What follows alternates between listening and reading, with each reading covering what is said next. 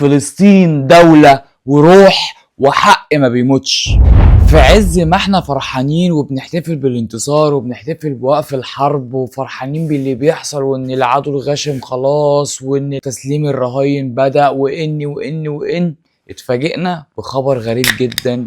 واحد مننا اتغدر بيه بواحد المفروض انه كان مننا، صالح الجعفراوي.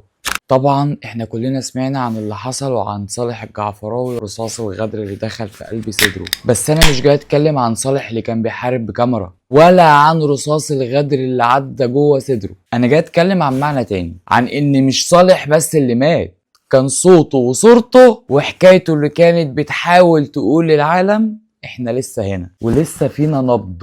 بس اكتر حاجة توجع ان رصاصة الغدر ساعات بتيجي من القريب مش من البعيد، من اللي كنت فاكره بيحميك بس هو في الحقيقة كان خايف ان صوتك يوصل.